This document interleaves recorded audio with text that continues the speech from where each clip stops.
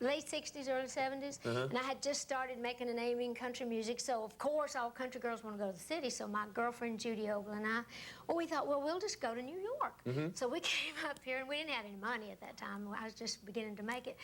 And so we checked in a hotel, and we've been friends since we were little, so we just got one room.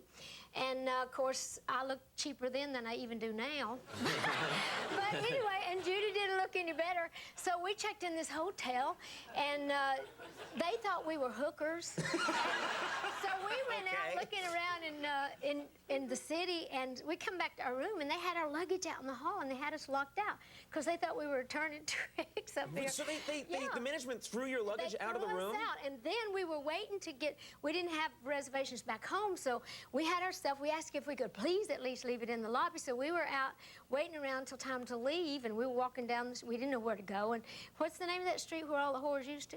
What's the name of it? People always ask me these questions.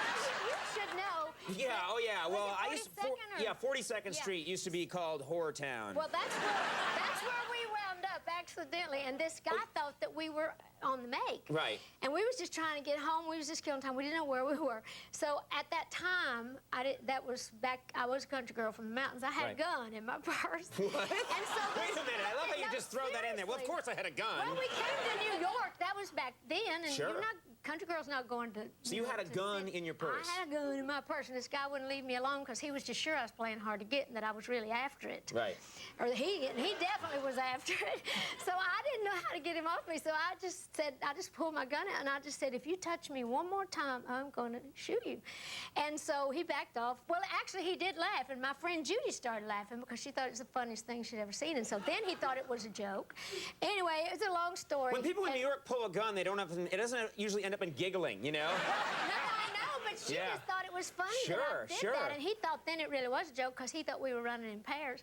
Anyway, this is not the story I expected from you. It's so great. Like, well, I was here. People thought I was a whore. I pulled a gun. They even used that line in 9 to 5 when I said I'll turn you from a rooster to a hen with one shot. Yeah. So, that was from you. Well, I think they based it on that story that I told, so it doesn't matter. But I love New York now. I've been coming here for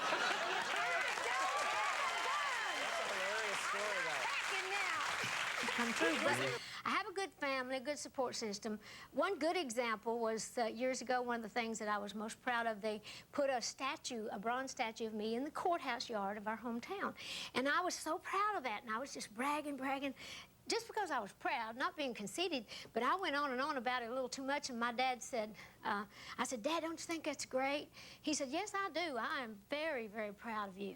He said, because I know that to your fans, you may be some sort of an idol, but to the pigeons, you're just another outhouse. So that kind of keeps it grounded for you. That's nice. They let you know, okay, this is good, but let's not get crazy. Exactly. Now, you have had to struggle with something that, for some reason, the tabloids, and this has been for a long time, they seized on you. They just love to write about you, and it's some of it's a byproduct of your popularity. It's a lot of it. They just want to have a Dolly Parton story. They write the craziest things about you. Lord, I've just had everything wrote about me. They are always talking about my boobs, you know.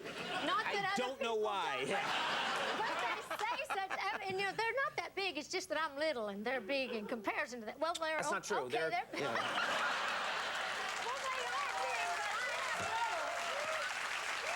I'm right here. I'm telling you. But what they usually say, though, they tell all these freak stories about it, that they are so big that I refuse to have them reduced, and they are so big that they're ruining my life and my health, and they're breaking my back. And they'll have things in the tabloids where it says, I'm flat on my back, I can't move, and I can't get up and down because of the boobs. And then in that same story, they'll have me having an affair with some lesbian or some young boy or, you know, all these Well, if you weren't always on 42nd Street with a gun. No, but I'm saying it's like, and I keep thinking, well, if I'm that active, sexually active, I'm doing pretty good for a cripple, flat on my back. But, you know, it's funny because they do write all these stories that Dolly can't even get out of bed because her breasts are so, you know, big. They do say that. They do seem like they'd be heavy, though.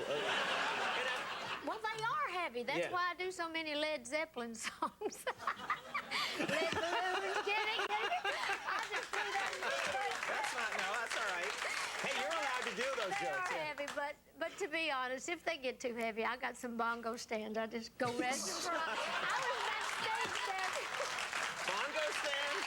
Yeah, but anyway. Yeah. Well, I did have to ask you, this is a lot strange... of- It's become this thing among drag queens. They like to dress up as Dolly Parton on Halloween. Oh, it's so easy, too. I've always been, you know, it's been fun for guys because all you got to do is have a big old cheap wig and some, you know, padded bra or whatever. Right. So they do that. But, yeah, I see it all the time, especially down on Santa Monica in L.A.